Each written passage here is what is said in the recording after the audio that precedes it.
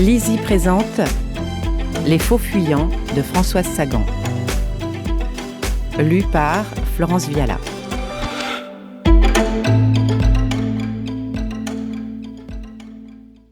Labor omnia vincit improbus.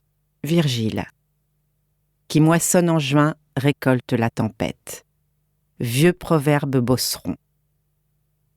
À mon fils Denis. Chapitre 1. La Chenard et Walker resplendissaient sous ce beau soleil de juin 40. Et ce d'autant plus qu'elle était entourée d'une nuée d'engins poussiéreux et bruyants qui la précédaient ou la suivaient et parfois la doublaient sur une autre file.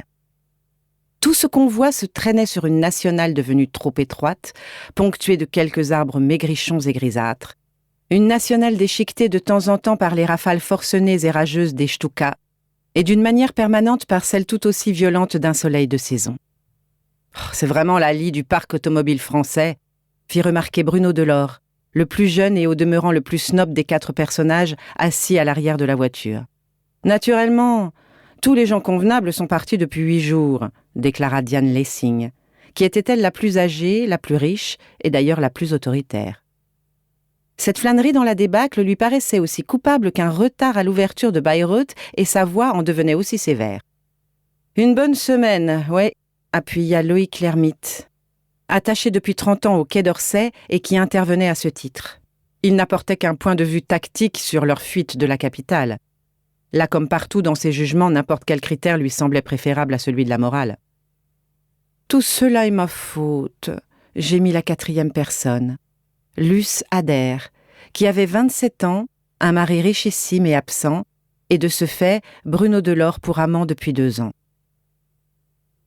Elle venait d'être opérée d'une appendicite, déjà incongrue à 27 ans, et plus encore en juin 40. Une appendicite qui avait retardé son départ de Paris, ainsi que celui de ses amis et de son amant. Diane Lessing, elle, avait attendu l'arrivée dans son biplan d'un vieil ami, un lord anglais, lequel sans doute mobilisé en cours de route n'était jamais arrivé. De même Loïc l'ermite, supposé partir dans une voiture d'amis et qui avait dû à l'ultime seconde y renoncer, un parent plus proche ou un personnage plus important ayant pris sa place. Tous deux, Loïc et Diane, dans un Paris sans train, sans voiture et sans moyen de locomotion, avaient vu leur affection pour Luce s'accroître au point de guetter sa convalescence et de ne monter qu'au dernier moment dans sa superbe Chenard et Walker, en même temps que son amant. C'est à la suite de tous ces aléas qu'ils roulaient, actuellement vers Lisbonne, où les attendait son mari, et pour les récompenser de leur dévouement, une couchette chacun sur le navire frété par Adair pour New York. « Mais non, ce n'est pas votre faute, mon chou !» s'écria Diane. « Ne vous déchirez pas avec des remords stupides, Luce, vous n'y pouviez rien !» ajouta-t-elle avec un petit sourire méritoire. « De toute façon, Luce, je vous l'ai déjà dit, j'étais à pied sans vous, » renchérit Loïc l'ermite. Il avait depuis longtemps reconnu l'intérêt de ces aveux misérables qui, sur le coup, lui valaient d'être félicité pour sa dérision et son esprit, et plus tard, si besoin était, lui vaudrait de l'être pour son honnêteté. Sa phrase fit ricaner Diane et Bruno, qui oubliaient parfois que Loïc, n'ayant pas d'argent, était de temps en temps traité par la société qu'il fréquentait comme quantité négligeable.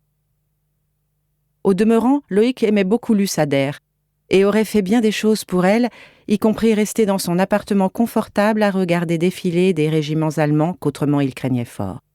« Voyons, Luce, s'écria Bruno perfide, « voyons. Vous savez bien quand même, ce n'est pas uniquement pour vos beaux yeux que Diane a refusé l'avion de Percy-Westminster, vous le savez. Et je la comprends d'ailleurs, je trouve ces petits avions privés horriblement dangereux. » Bruno Delors était le fils d'une bonne famille récemment ruinée. Aussi, lorsque, rodé et attaché à toutes les conventions du snobisme jusqu'à l'envoûtement, dépourvu des moyens de les suivre matériellement, il s'était proclamé gigolo avec l'agressivité et la conviction de qui cherche la revanche, personne n'avait osé lui dire que ce n'était pas là un métier dont il pût se prévaloir. C'était pourquoi il traitait mal les femmes dont il tirait sa subsistance, comme si, en les pillant avec plus ou moins de succès, il ne faisait que se rembourser de ce que la société avait volé à sa famille. Depuis 2 ans qu'il vivait avec et de Luce Adair, Il avait perdu de son entrain. L'innocence de Luce, son ignorance absolue de l'argent et de l'orgueil, l'empêchaient d'être aussi brutal avec elle qu'il avait aimé l'être avec d'autres. Il lui en voulait naturellement. Nous espérons que vous avez apprécié cet aperçu. Pour continuer à écouter ce livre audio sur Google Play Livres, utilisez le lien dans la description de la vidéo.